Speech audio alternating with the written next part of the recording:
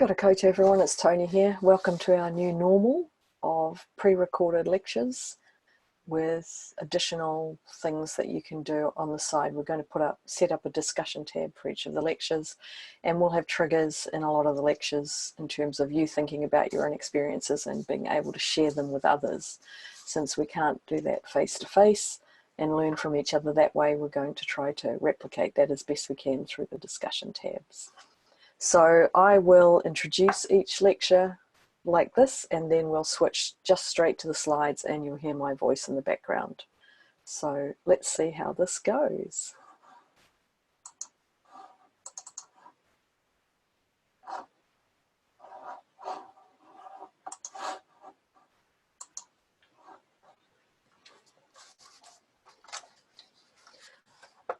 So we're really hopeful that the processes that we're putting in place will work. So please do let us know what's working for you and what isn't. You can do that privately by email, or you can otherwise send it to us.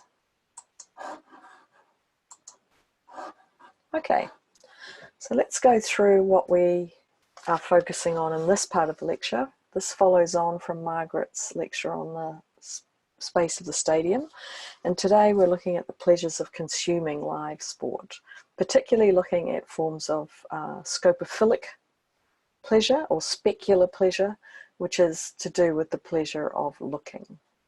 So you can see from the front slide that sport is an incredibly important part of televised sport, of television, because on the left-hand side is the most viewed television broadcasts of all time, and on the right-hand side is New Zealand's top television broadcasts. And you can see that they are overwhelmingly dominated by sports events. So in both cases, we're talking millions in New Zealand's case, or billions in the case of events that are broadcast worldwide. So very clearly from the left-hand slide, you can see that the predominant sports are the Olympics, both winter and summer, football, especially the FIFA Men's World Cup, Cricket World Cup, a couple of boxing matches involving Muhammad Ali. And in New Zealand, it's clearly rugby that dominates, but 9 of the 12 top televised events in New Zealand have been rugby, and the other 3 were all actually, they haven't all been rugby, I take that back. The only 3 that weren't sport were to do with the death of Lady Diana, Princess of Wales, and there was 1 Olympics that sneaked into the top 12. And I also want to alert you to the fact that although netball doesn't appear on the top 12 list, it's clearly something that's followed by millions of New Zealanders. The 2019 Netball World Cup attracted 1.2 New Zealand viewers. So that's what we're going to be exploring today. Also, the same applies in the US, for example, that 19 of the 20 most watched television broadcasts in the US were Super Bowls, and they drew in between 90 and 114 million viewers. And a bit like the New Zealand findings, the final show of MASH, which you're probably mostly too young to remember, in 1983 was the only other show to appear on their top 20 list. So we know that sport and watching sport must be pleasurable. It must be something good to do, or else we wouldn't have millions or billions of people watching it. Okay, so now I'm going to introduce you to some really key concepts, particularly looking at the glance versus the gaze. So this is part of a big debate in television, digital media, and film studies about what kind of looking is involved in different kinds of contexts. So these ideas about the gaze, the glance within the gaze, and the pixelated gaze all come out of different traditions. And each of them was developed by researchers who were trying to understand what kinds of pleasures and experiences came from specific and different kinds of viewing experiences. So of course, with the rise of the internet and technology, that allows many different ways of looking. And some of these practices are showing greater overlaps than in the past, and that might appear in the slide that I've got here. So for example, even though some forms of television watching, such as your favorite series that in the past was only broadcast once a week, now we've got the fact that, and everyone in the country would get together to watch that same show at the same time on the same channel. So that's kind of pretty much disappeared in the context of binge viewing of entire series on Netflix or television New Zealand on demand. So we've lost something about the collective gaze with new technologies, but they've also allowed us different kinds of looking. So the glance within the gaze resulted from Duncan and Brummett, who's your reading for this week, thinking that sport was different from a lot of other television news. So it still takes place at home, but it's often appointment viewing. So we get up in the middle of the night to watch, because watching live matters. So let's start with the gaze. The gaze tends to be associated with movie viewing, and the context in which you're watching is quite specific. You're sitting there in the dark, you're generally not moving, you're generally silent, so you're not expected to be yelling at the screen or otherwise interacting with what you're watching. You have no control over what you see, and it's very clear that what's happening on screen dominates the experience. So the expectation with the gaze is that you have sustained, intent, focused, and fascinated looking, and your attention doesn't waver. You're expected to stay fixed on the screen. But when television analysts started thinking about this, they said, well, actually watching television is quite a different way of looking or engaging with media content. So often you're in a well-lit room, watching television is part of family and daily life, and the screen may not dominate because you might be chatting with other family members, or it just may be be on in the background to keep you company. There's a lot of different ways that people engage with the television being on. And also you have a lot of control over what you see. If you don't like what's on, you can just change the channel. A lot of us now mute during advertisements, for example. So it's a very different context, say, than going to the movie theatre. The argument is that your gaze, or your glance in this case, is casual. It's a fairly distracted look, and it's constantly changing because you're looking around the room, seeing what the person next to you is doing, all that kind of stuff. So that television is seen to have an interrupted and inattentive form of looking. So then the live sport, Duncan and Brummett thought actually, in a way, watching live sport is a kind of mix of the gaze and the glance. So they came up with the idea of the glance within the gaze. And they argue that often watching sport is appointment viewing. You're often watching with family and friends, so it's like the television viewing at home. And then depending on how much of a fan you are, the screen may dominate, so people are totally quiet and they're fixed on the screen, or it may not dominate because some people may not be particularly interested in what's going on. But you do have control over what you see and what you do. So if you feel like jumping up, throwing something at the television, or yelling, that's perfectly acceptable in a way that it probably wouldn't be in a movie theatre.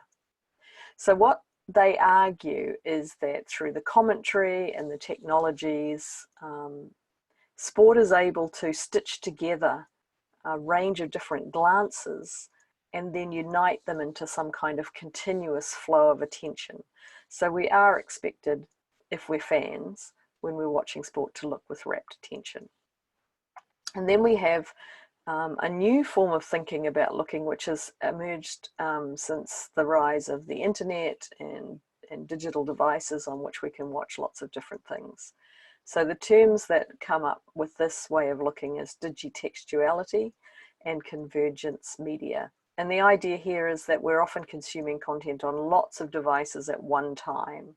So we may be watching television, we may be texting with a friend, we may have another device set up like one of my friends does to actually track the play-by-play, for example, or looking at betting data, for example. So this is quite a different way of viewing because one screen may not dominate.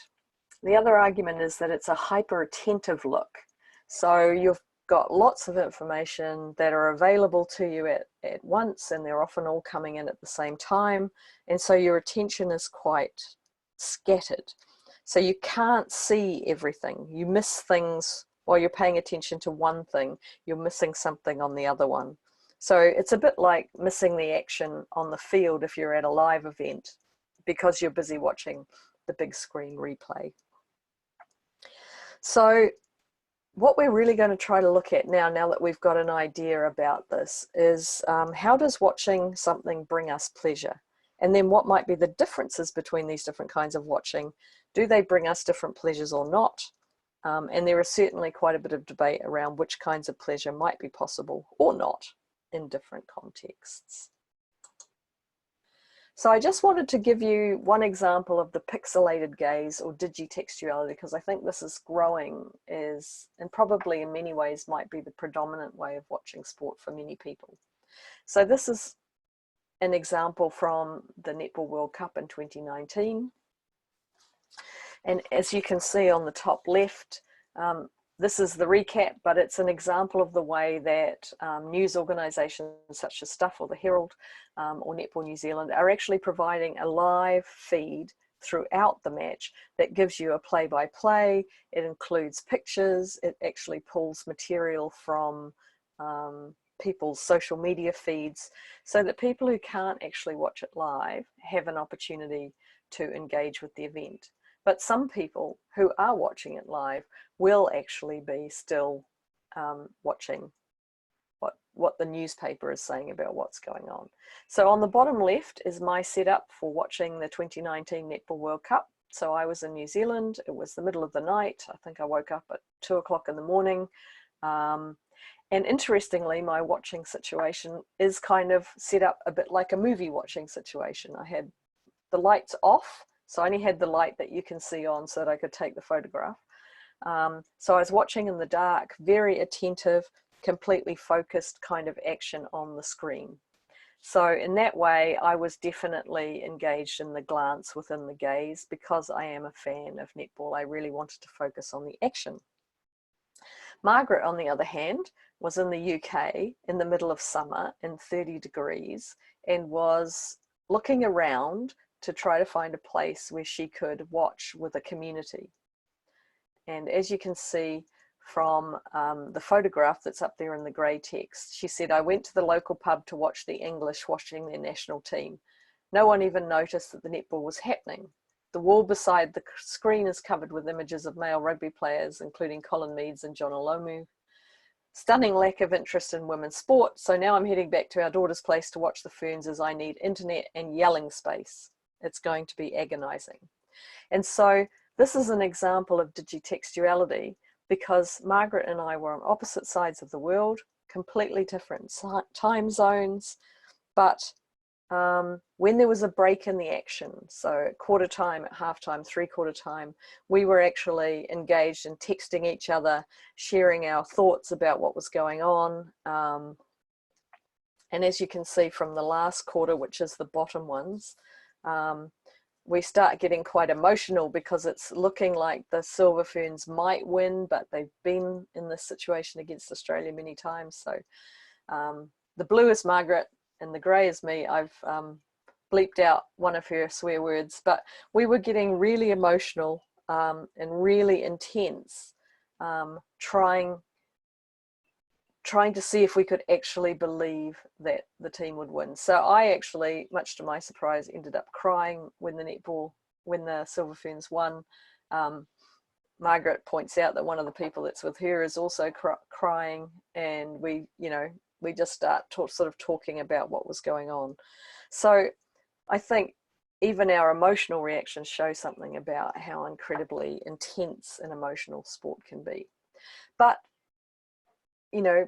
20 years ago, we wouldn't have necessarily been able to do that. We might have been on the phone to one of our friends, but this new digitally textual environment gives us amazing opportunities to engage in that kind of pixelated and the gaze that's sort of moving back and forth. Okay, I've just got a few key quotes here that I thought were really interesting in terms of of how we might think about different pleasures. So Gorton says watching television is not the same experience as viewing a film. So I want you to think about, when you're watching television at home, how many of you do actually watch TV the same way as you watch the movies? If you're going to watch a movie on television, do you try to recreate a movie environment? Do you turn off the lights, get the snacks ready, go to the toilet beforehand, so that you can really experience the pleasures of the gaze, that intense, really focused looking? So I think that's worth thinking about. And then thinking about too, you know, the differences between you and watching a game in the stadium, watching on television and reading about it. So I agree with Duncan and Brummett that there are significant differences in the pleasures that we get from watching in these different places. And I think they're right also that the visual image of televised sport is a distracted kinetic kind of programming. And I think if you go to the last quote, I think this is really important, the idea that televised sports either mean nothing, the sort of chaos of disconnected glances experienced by someone who doesn't understand the game being played, or they are an intensely exciting spectacle that is unified, all those different gazes and moments, by the spectator who knows how to connect them into a gaze. So I think I can think of one experience I've had, which was when I first moved to Australia. I didn't know the AFL at all. I didn't understand Australian rules football. And I watched a couple of games and I was kind of thinking, this is cool, but I've no idea what's going on. So in the end, I teamed up with an Aussie friend who was an AFL fan but knew nothing about rugby. And we actually taught each other the games, and we watched the games together as we tried to find ways to connect these disconnected gazes into a glance. And so the result for both of us was that our pleasure in viewing increased because we were able to unify that chaos of disconnected glances. So I want you to have a think about if you've had this kind of experience and how you went from going, what on earth is going on here, to being able to really appreciate and see it as a fluid and logical flow of images and texts. Okay, so one of your next key concepts is the idea of specular pleasures. So if you think about specular, it's to do with viewing. So the word spectacles, which we used to use for glasses, comes from the same root word. So we know that millions and even billions of people around the world watch sport on television, and we do it because we enjoy it. It brings us some kind of pleasure. And so the concept of specularity focuses on the pleasures that we gain from looking.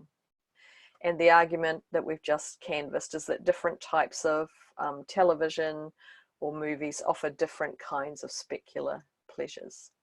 So we're going to focus in the rest of the lecture on 3 types of spectating pleasure: voyeurism, fetishism, and narcissism. So these are all forms of specularity. And then we're going to look at 3 dimensions that contribute to that pleasure. So one of them is the technologies of communication, the things that we've been talking about earlier in the semester. So camera shots, replays, slow motion, microphones, all those kinds of things. We're also going to look at the discourse, which is the narrative or the story. And most of that comes to us through the commentary and the commentators. And then the social practices in which these technologies and discourses are situated. So that's that idea of how you watch, with whom, what are your motives for watching, what are the norms of behavior and things like that that actually influence how you physically experience watching the television. So I think the key thing is that there are 3 types of spectating pleasure in 3 dimensions that contribute to that. And what's interesting is that, as you all know, sport has moved from live sport, because almost all the sports competitions around the world have been cancelled. And actually 2 weeks ago, New Zealand had possibly its first ever closed stadium match, and Margaret had a chat with one of the guys who was the sound engineer, who found out only 2 hours before the game started that he was going to have to set up the sound for a stadium with no people in it. So what was interesting was he really had to focus the microphones on the team's benches and those who were sitting on the bench really did their best to be loud and passionate. And what was interesting was the stadium itself, the sound itself sounds a lot emptier, but what the viewers get to hear, which is something different, which is the chatter that goes on beneath the goals, the calls from the bench onto the court. These are all things that are normally drowned out by the crowd audio. Although the head of the audio said probably that's a good thing in some cases, especially in men's sport, where they say things that perhaps the audience shouldn't be hearing. Someone I know watched the first half of an A-League soccer game between the Brisbane Roar and Newcastle Jets in an empty stadium, and she said she really missed the stadium crowd atmosphere, and particularly their noise and reactions. And she did notice that she could hear the teams calling to each other and the coaches' comments.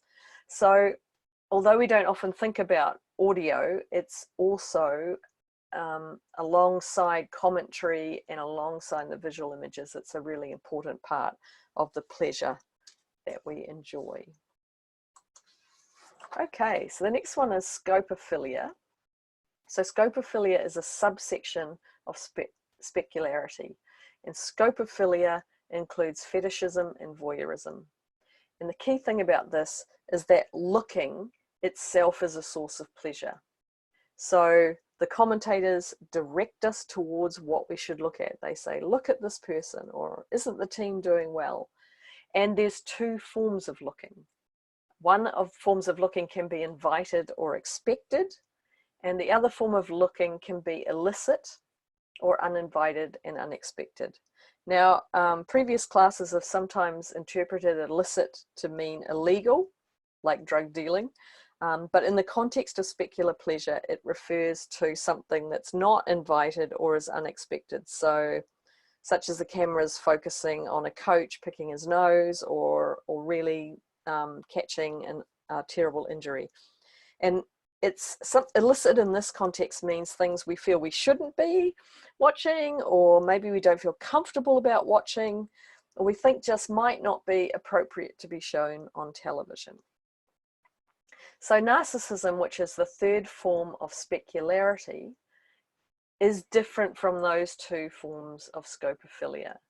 It is actually looking that triggers identification.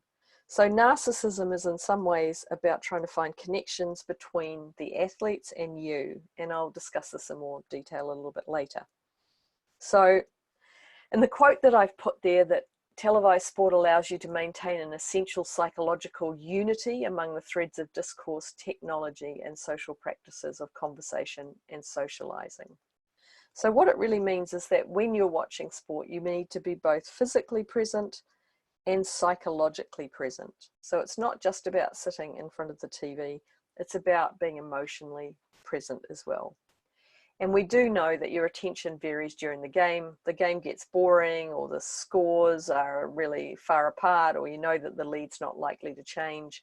We tend to sort of check out a little bit more, and then our attention becomes much more focused when the game gets more exciting. Okay, so let's look at, now we're going to break down the three of them. So let's look at fetishism, which is close, attentive, fascinated, and invited viewing. So I think in general society, fetishism maybe often has a kind of negative sense. So we're often talking about something that we think is maybe strange or a bit odd. But in sport, we see fetishism as a normal pleasure that you can gain from watching sport.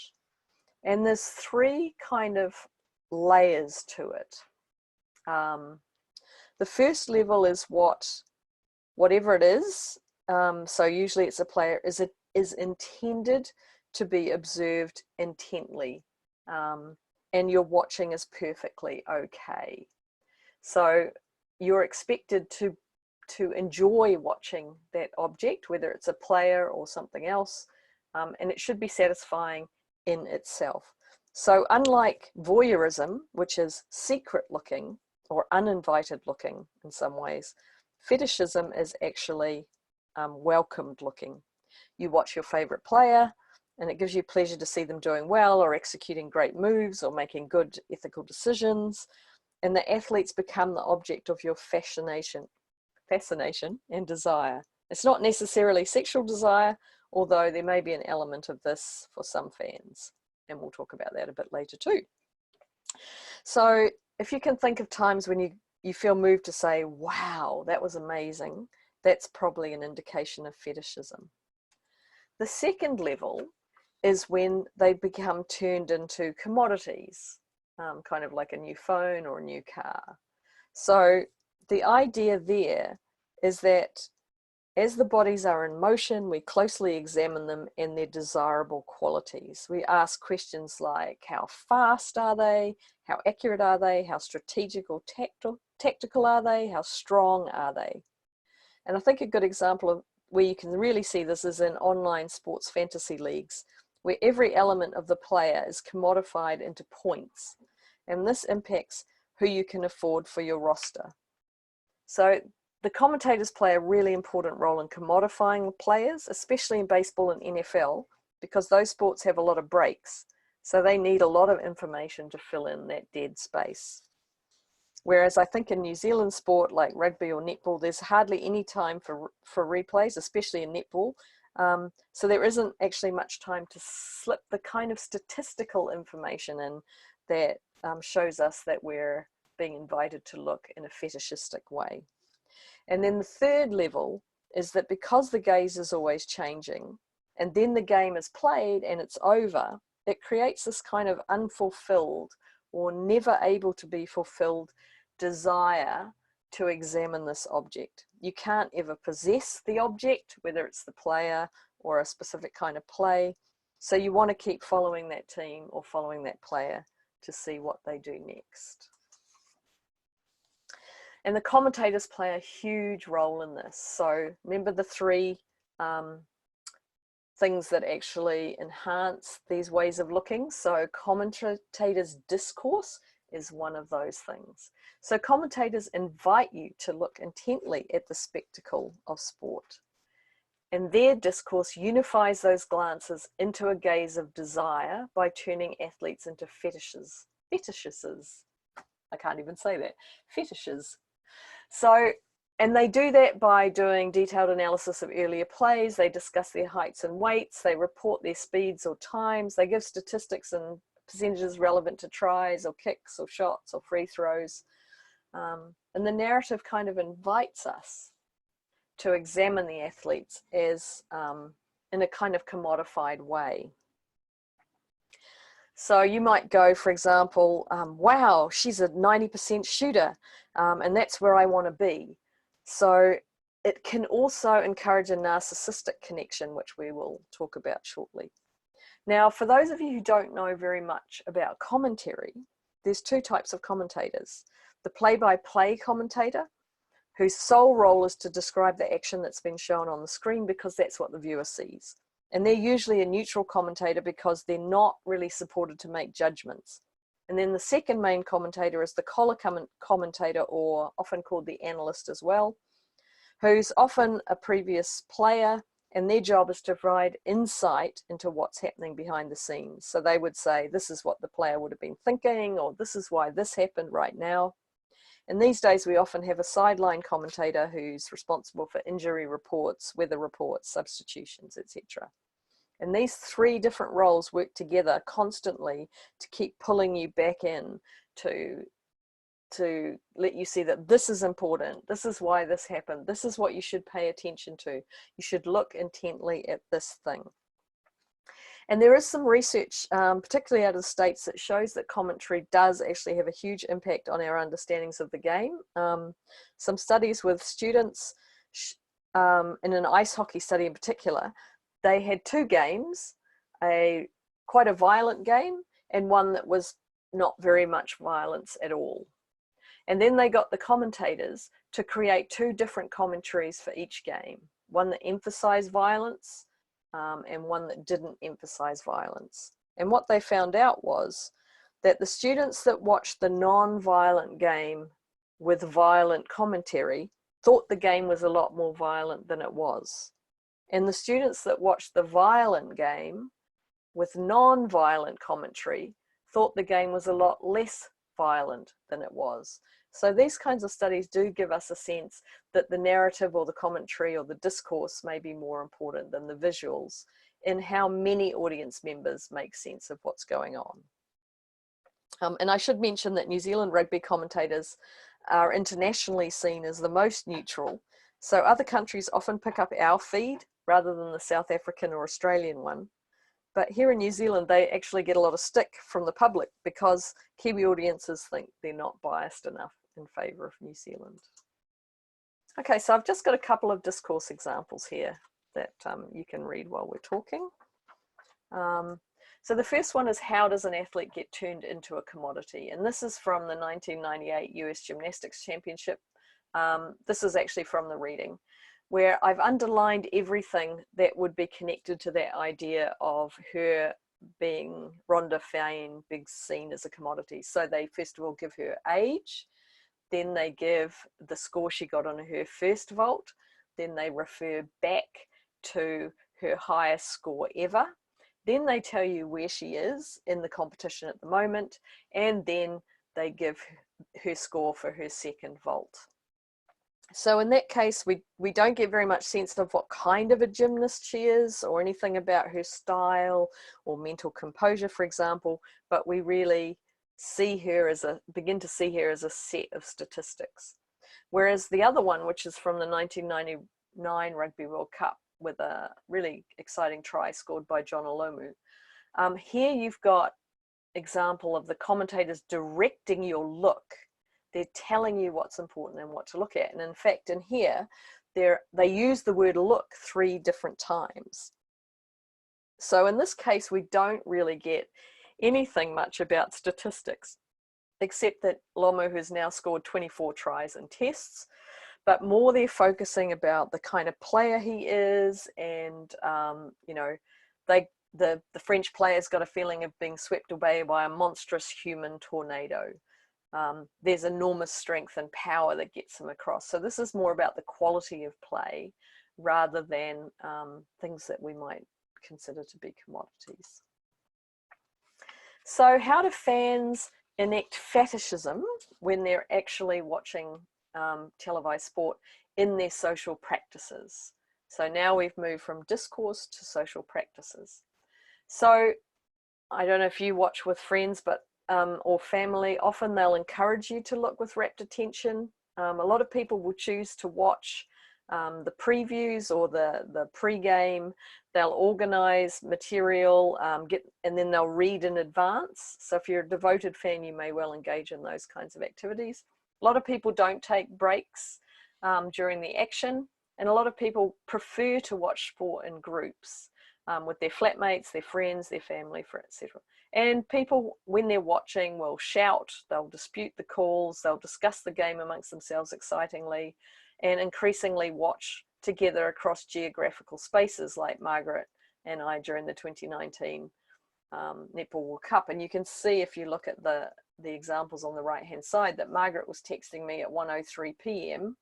and by the time the game was finished, I was texting her at 6:13 a.m. saying I was going to go back to work, back to bed for a couple of hours of sleep. So fans at home in studies have really expressed fetishism. So they end up functioning like the commentators. So they call attention, they direct other people to look. So look at this block, I love this block here, or wow, did you see that? A lot of fans know the stats, so they commodify players because they've actually invested time to learn specific bits of information about them. And Duncan and Bromett argue that the communal nature of how we watch sports in groups actually intensifies that commodifying fetishistic nature of how people watch the screen. So this might be a point at which you want to pause the lecture slides and actually go onto the discussion tab and think about examples that you have that might look like fetishism, either in discourses that you've heard or in social practices around television. But if you don't want to pause and do that, we'll carry on. So now this is the third one. How does the technology actually encourage a fetishistic look? And it's mostly to do with Not necessarily the live action, but the way that technological characteristics such as instant replays, graphics, close-ups, slow-mos actually enhance our ability to look at the spectacle. They slow down this flashing array of quick glances, and they allow us to get in much closer and focus on individuals, even within teams. They use cameras to identify who are the heroes and who are the villains or the baddies. So all of that becomes another part of the pleasure of being able to look at something in a fetishistic way. Okay, so now we're going to switch from pleasurable looking that is invited to looking without being invited. So when we're talking about voyeurism, I do want to point out that this is not the main look in televised sport, but because sport is always live, there's always a possibility for voyeurism. It's not intended, and it's never explicitly invited, especially by the commentators. So I want to kind of run through a couple of the images that are up here and get you to think about whether you think these are voyeuristic or whether they fit more under fetishism and acceptable looking. So yeah, as I said in one of the earlier slides, microphones can also allow you to hear things that you shouldn't, and that may now be particularly evident if sports are playing in empty stadiums. And as an audience, you always know there's possibilities of accidents, injuries, violence, poor sporting behaviour. So we are alert to that, and quite often we get quite excited when we get this opportunity to see something voyeuristic. But I want to get you to look at the picture of the guy crying. And I guess I want to ask you, do you think that focusing on a fan in the crowd who's crying is voyeurism? Has that person invited the cameras to capture his emotion? And I think that those kinds of images are probably on the edge of fetishism and voyeurism. So one thing I'd ask you to do is the next time you go to an event, and we don't know when that will actually be, unfortunately, have a look at your ticket, or have a look at the conditions that you usually just hit agree to before buying. See if there's anything written on that ticket about you consenting to being filmed if you're in the stadium. So I think if there's a statement like that on your ticket or what you sign up for, then it's probably not voyeurism because you have agreed to it. But if you've just went to watch and enjoy and don't necessarily want your crying face broadcast out to the rest of the world, it might be on the edge of voyeurism. So down the bottom is Steve Smith, the Australian cricketer, during a press conference after he had been caught approving ball tampering, where he got really emotional and ended up crying. So I wonder if the camera staying on him while he sort of starts to really cry, is a form of voyeurism. He invited the media and their cameras to where he was going to speak, but then the emotion kind of arises that he hadn't anticipated, and I wonder if this kind of rides the boundary of voyeurism. My gut tells me it's voyeuristic, but at the same time, he did invite the media there. So I think we can, some of these things are a bit more complicated. They're not black and white. We can't just say, yep, that's fetishism, that's voyeurism. Some of them really are in between. What I want to try to do now is play you a video of a player losing his shorts. And I want you to pay attention to what the commentator does, because often they go silent in moments of voyeurism, but this commentator takes a slightly different tack.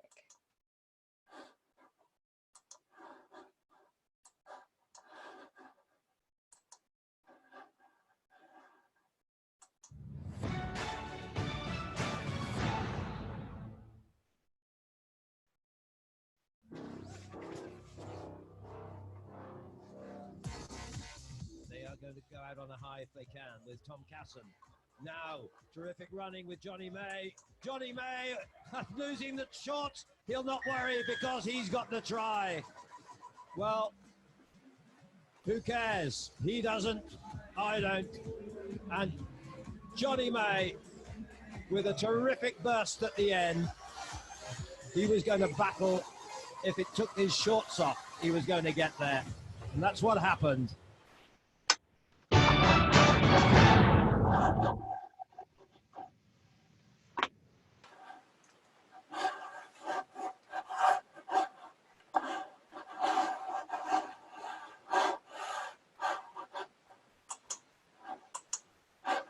Okay, so my question for you is that voyeuristic? It seems, what I thought was interesting about the commentator when he said he's losing his shorts, he'll not worry, he got the try. Well, who cares? He doesn't, I don't. And what I think is interesting is that's a kind of unusual statement for a commentator to make, but it seems that it might be implicitly moving it away from a kind of sexual gaze or a voyeuristic sexual gaze, by just, you know, because it's possible that looking at a naked man's bottom could be seen sexually, but in this case, I think he's trying to move it away from voyeurism and just say kind of like it's a normal part of the game. So another example is when an Olympic luger actually died on the course, and there was quite a widespread debate about whether that video should be shown, and whether that was voyeurism that went beyond what we would expect. And so some media outlets showed it, but most didn't, because they felt that capturing someone dying steps beyond the norms of what's socially and culturally acceptable. So the next one I want you to have a look at and think about, do you think this is voyeurism, is this one.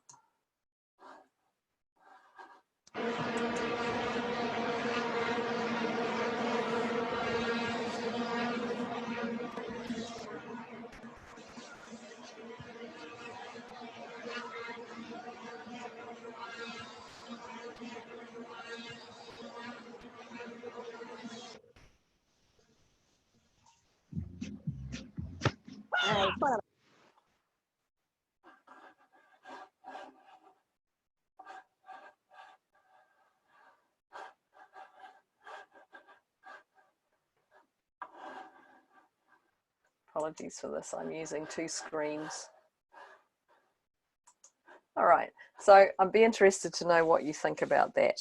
I mean, he's a coach and he expects the cameras to be on him, but he certainly didn't invite the camera to focus on him picking his nose, and probably didn't expect it to stay on him when he's not only picking his nose, but also eating what comes out. So if you felt quite uncomfortable or squirmy when you saw that, as I did, that uncomfortable feeling is often a sign that maybe the pleasure you're gaining from watching this coach eat his own snot has something to do with voyeurism. So the point about voyeurism is it causes a rupture or a break in the flow of fetishism. So a rupture is when something unexpected happens. The rugby player running for the try suddenly loses his shorts. And there's often a bit of a pause, or the commentators go silent, or say something like the commentator did in the previous clip that, well, he's not worried, I'm not worried. That gives you a hint that this is not your normal kind of fetishistic viewing. So the discourse of sport does call attention. So when they're saying, look at that, that tells you that it's fetishistic looking. But when it comes to voyeurism, they often stop talking. So that's how you know it might be voyeurism, because it's something outside the norm. They don't really know what to say. And so they actually either say nothing, or they go, oh, or something that gives you an indication that this is not quite the normal expectation. One of the things that Duncan and Brummett found was what they're calling a kind of communal voyeurism, because when we think of voyeurism, it's kind of like that secret peeping through the keyhole kind of view, something that you're probably not supposed to see. But they found when they did their research on fans watching sport that it creates a kind of communal voyeurism that makes voyeurism a bit more acceptable. So because you're watching on TV, there's a bit more distance between you and what's happening on the screen, and that people watching can kind of tacitly or without speaking kind of agree that seeing the unplanned or uninvited image is okay, and it's not a shameful thing to watch. So it can make it more acceptable to watch things that we wouldn't watch alone. So how do technological capabilities increase or intensify this pleasure? Technology gives us access to things we might not have actually seen live. So like the coach picking his nose, long lenses can take us in really close to things that we wouldn't be able to see when we were in the stadium. And you've got remote controlled drones now, and microphones can give us access to coaches telling off a player, listening to players swear on the field, revealing fouls that the players don't want seen, and then they can replay those endlessly in slow-mo. And there's like millions of those things on YouTube about, you know, players getting caught fouling, etc. One thing that's interesting is that male camera operators sometimes select sexually suggestive or explicit shots.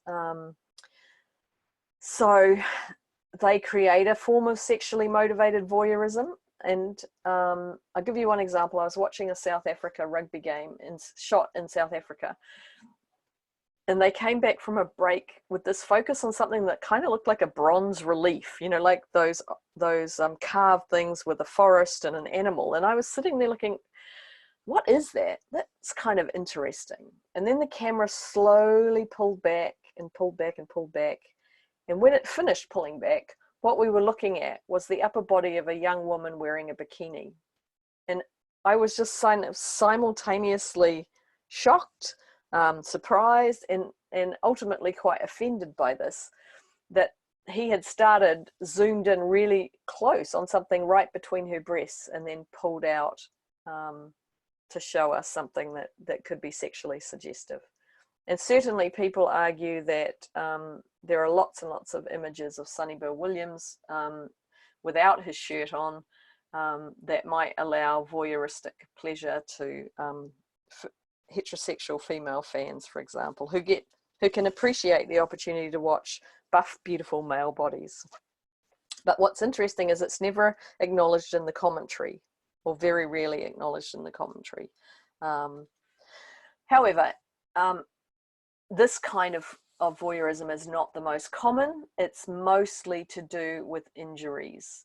So when we think about that, it's the opportunity to take some kind of weird pleasure in watching really serious injuries happen live.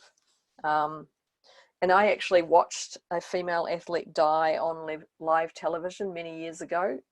She slipped and fell on a downhill race and slid into a barrier. And it was really weird because I could tell immediately that she was gone. It was kind of like her spirit had just disappeared. And the broadcasters didn't know what to do in that case because she wasn't moving. She was just lying exactly in the position that she landed. And so they said it looks like a serious injury, and then they switched to something else. But it took quite a long time for first aid people to reach her.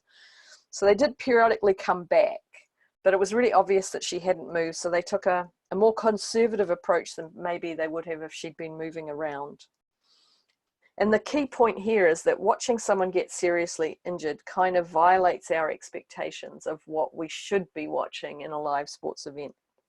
So the cameras will often move away and the commentators will often start talking about what led up to the injury or something else. But fans' reactions watching at home, according to Duncan and Brummett, are quite different to commentators. So this communal voyeurism can seem to lead to discussions, as you can see in the quotes from their research that are at the bottom of the slide. And they found that the fans all responded in the same way. They suddenly stopped talking, they started paying close attention to the screen, and then while the commentators were going silent, the fans were actually talking to each other about what they were seeing. So this is one of the optional activities that you might want to read here and then go and share your own reactions. So I'm going to play the first few minutes of this video clip of basketball injuries.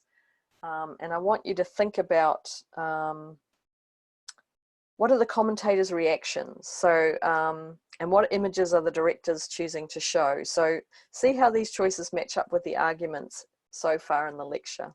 Do commentators go silent? Do they react unusually? Do they start to talk about what led up to the interview, or do they shift on to other topics? Does the camera move off the injured player or go in for a closer look? Who or what does the image focus on? And how do these technological, so camera choices, and discourse choices enhance or reduce our chance for voyeurism as the audience? So the quotes up above are from a previous class where I asked students to give examples of their own experiences of voyeurism. And so, yeah, so they're talking about watching injuries in sport. The one on the top left, the next one is about hearing things that maybe you shouldn't hear. Another one is about the fact that the cameras now go into the changing rooms or the locker rooms before or after games, and we actually get to see players without their shirts on. And at least the person that wrote this wasn't quite sure if it was an acceptable thing to do.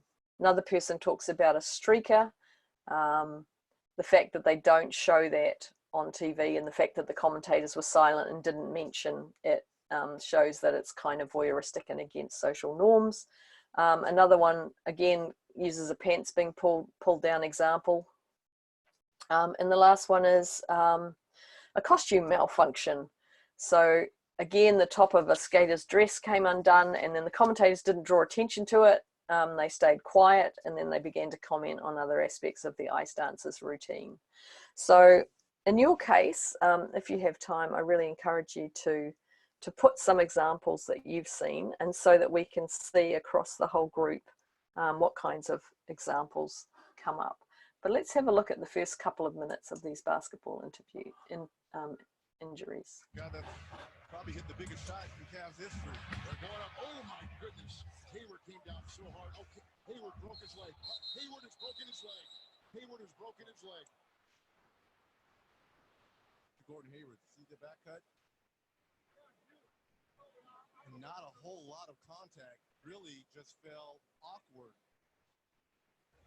If anything, it was just rush contact by Crowder. And in any sport, you never want to see anything like this. And the reaction that you see from both sides, both players, because at the end of the day, these guys are brothers in arms. There might be competition between the lines. But we all know how hard it took for us to get here, to get to this level. Oh, beautiful pass from McCaw on the foul. What a gorgeous look that was by Bell. Oh, let's hope McCaw's all right. Oh, he hit his. Oh, boy. Hit that,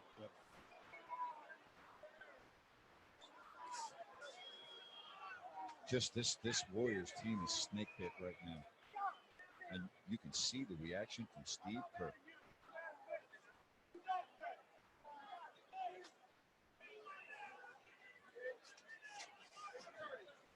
Right on the right ankle. oh, Gosh. Oh, my goodness. oh my goodness. Oh. I mean, he's holding on to his. And Buchanan, oh man, oh boy, oh boy. Awkward landing, don't look.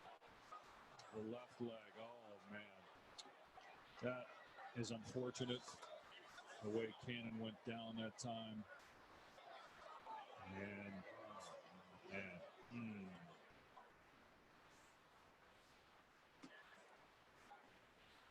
Oh man, just hate to see that. This is horrible. Wow. Oh man, a couple of teammates around Isaiah. So you can see there that the commentators are saying things like, oh, oh, oh, oh, oh boy, oh no. And in fact, one of them actually explicitly tells viewers, don't look. Not that that's likely to work.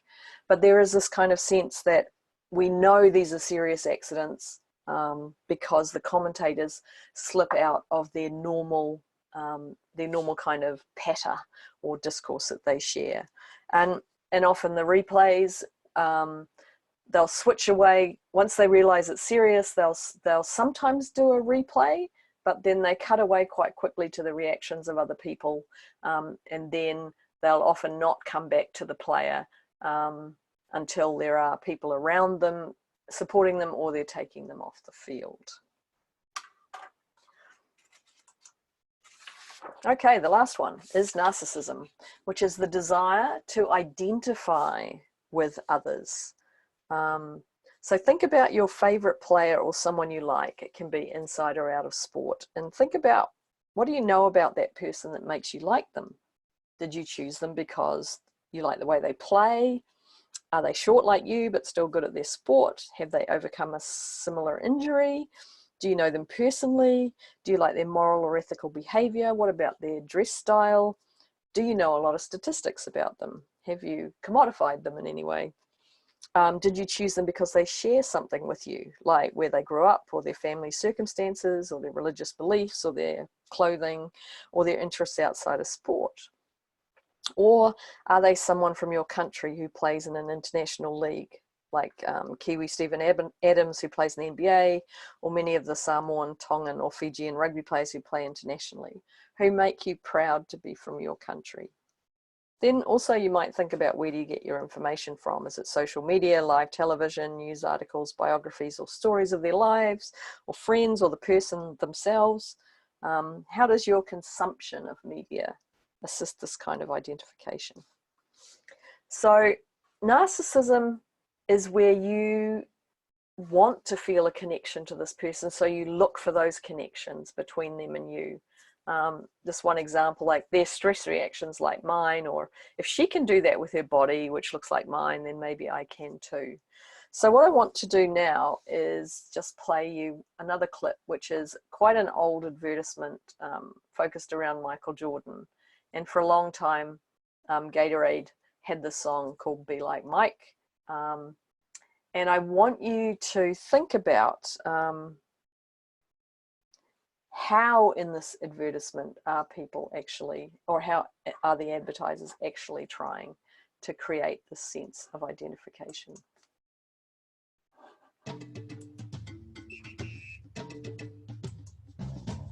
Sometimes I dream that he is me. Got to see, that's how I dream to be. I dream I move. I dream I groove like Mike. If I could be like Mike, I want to be like Mike. Like Mike. If I could be like Mike, be like Mike. Be like Mike. Oh, be like Mike. Yeah, I try. Reach to fly. Just one day, if I could be that way. I dream I move. Like Mike. If I could be like Mike. I wanna be like Mike. If I could be like Mike. Oh, be like Mike. Like Mike. If I could be like Mike. Okay. So I think this is a really interesting example of super clever advertising. There's all these little kids running around wanting to be like Mike. I think it's the best example I've ever been able to find about the encouragement to create narcissistic identification. So although it's not live sport, it is connected to sport, and it's a very upbeat ad. We're encouraged or inspired to imagine ourselves as Michael Jordan. I dream I move, I dream I groove, I dream that he is me, I want to be like Mike, I try, I dream, all these, this play on the be like Mike. And then at the end, you can see that you're being encouraged not just to imagine yourself playing like Mike, but also consuming the same product. So I want you to think about, is this something that you do? Do you watch, learn, and copy moves by your favorite athletes in your own games? And then I'll show you some of the quotes from previous classes as well. So I just want to focus on this one too, about the way that discursive conventions or discourse increase our narcissistic identification. And the key to this slide is that it's often the color or the expert commentator, not the play-by-play commentator, who invites you to create some form of narcissistic identification. And they do this in two ways. First, they speak from the point of view of the athlete, particularly using the terms you and your. You have to do that in a tiebreaker. You have to force the shots. Your partner hits a great serve. You should be there to poach and hit the other girl. For example, I think he meant hit, hit over the tennis net to the other girl. And then the second way they do it is they give you lots of background information to create multiple points at which you can find connections to the player or the team. So, and they're often things that aren't directly related to what's happening on the field. So, it can be their idiosyncrasies, what makes them unusual, their hobbies, their family, home life, etc. Duncan and Brummett say that commentary functions to secure the audience's identification. It gives you information you can use to assemble fantasies about yourself as an athlete. So what's interesting is there is another layer to this if you're watching at home with friends or watching in the pub with friends. So friends also act like commentators. They use the term you, or they put themselves in the place of the player. So in some cases, it's not even necessarily imagining yourself in place of them, but also kind of imagining them to be like you. So like the playground example. Wow, that's just like playground football when they go without a huddle like that. Or that person made a move just like I make. And these are some of the examples of narcissism that students have come up with in the past. And I really like these because they show a whole range of narcissistic identifications. So the two that are highlighted in yellow, they are forms of narcissism that are related to copying the moves of the players. So whether it's, we would try to act like WWE superstars like John Cena. Instead of just being ourselves, we try to replicate what they were doing. And then the younger rugby team, so after an All Blacks game, they used to try and copy a try or a kick that the All Blacks had done the week before. So that's a really key form of narcissism. Another one is the white one in the middle there that says the person is kind of imagining themselves in the same situation. So they're reflecting on how would I have coped if I'd been in that situation, right?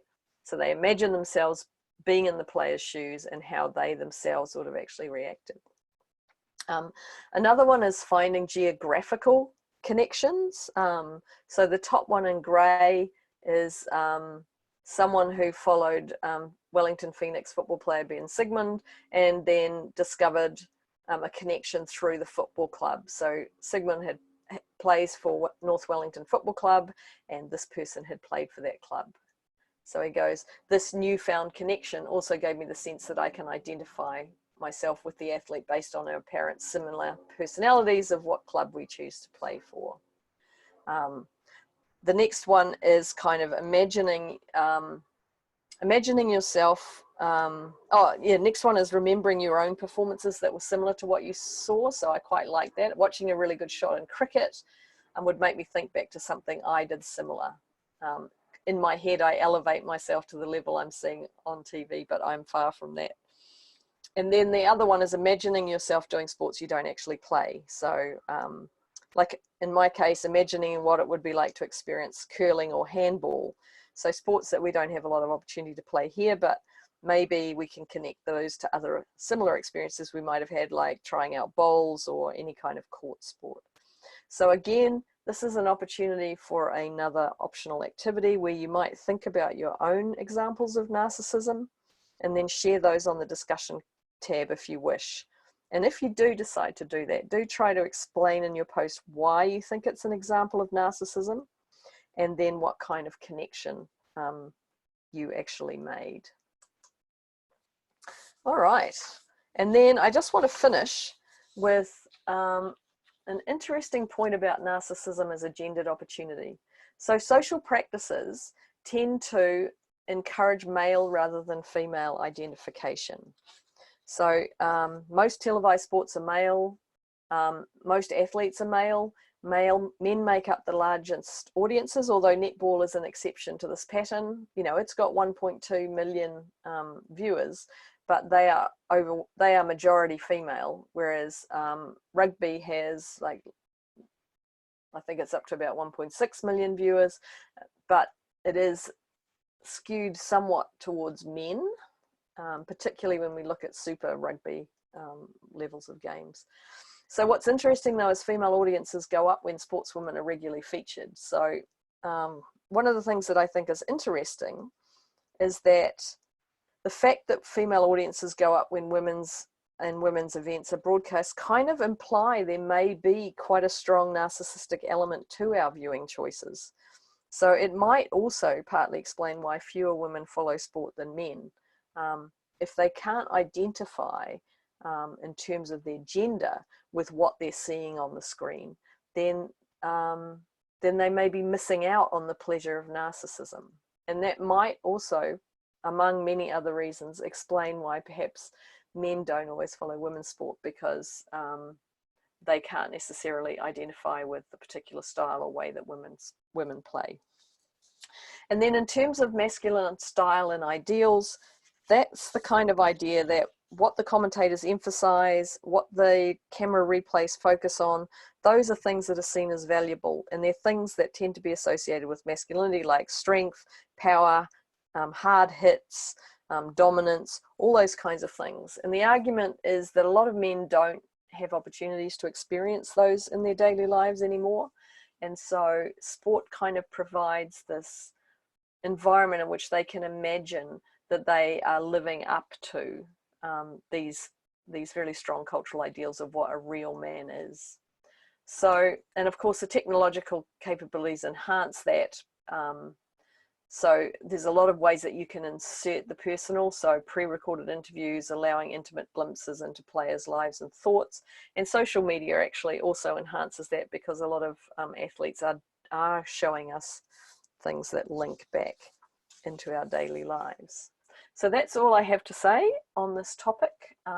Really encourage you all to post on our discussion tab, and you know, give us a chance to kind of have at least a asynchronous discussion about how these concepts impact your own experiences.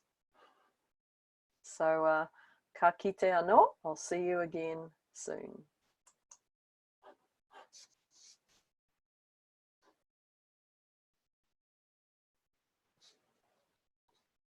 Once I get this to turn off.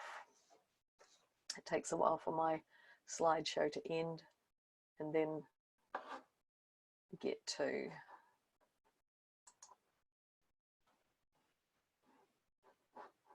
stopping the video.